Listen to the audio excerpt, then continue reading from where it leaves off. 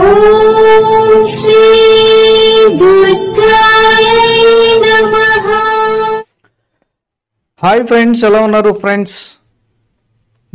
మీకు ఇంట్లో కానీ ఈ జీవి కనిపిస్తే ధనం అలాగే ఆనందానికి చిహ్నం, త్వరలో సంపద రాబోతుందని అర్థం. మరి అదేంటో వీడియోలు తెలుసుకుందాం ఫ్రెండ్స్. మీరు కానీ ఫస్ట్ టైం నా ఛానల్ విజిట్ చేస్తే వీడియోని లైక్ చేయండి, షేర్ చేయండి.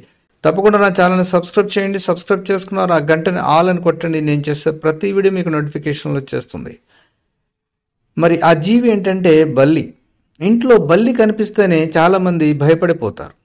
అయితే ఈ జీవి సంపదకు సూచన. అవును, ఆలయంలో లేదా పూజ గదిలో బల్లులు కనిపించడం చాలా మంచి సంకేతం. ఈ జీవి రూపం ధనలాభమే కాకుండా కుటుంబ సభ్యుల మధ్య ప్రేమానురాగాలను కూడా చూపిస్తుంది. ఇది ఇంటి ఆర్థిక పరిస్థితుల్లో మెరుగుదలను చెబుతుంది.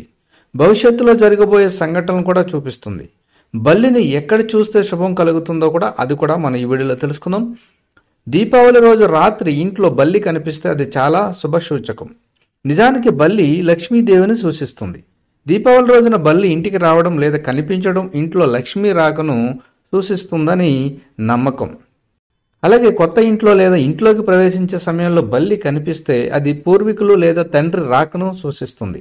పూర్వీకులు బల్లుల రూపంలో దర్శనమిచ్చి మనల్ని ఆశీర్వదించడానికి వస్తారని ఒక నమ్మకం. అయితే మీరు కొత్త ఇంట్లోకి ప్రవేశిస్తున్నప్పుడు చనిపోయిన బల్లి లేదా మట్టిలో పాతిపెట్టినట్లు కనిపిస్తే అది అశుభ సంకేతాన్ని చూపిస్తుంది.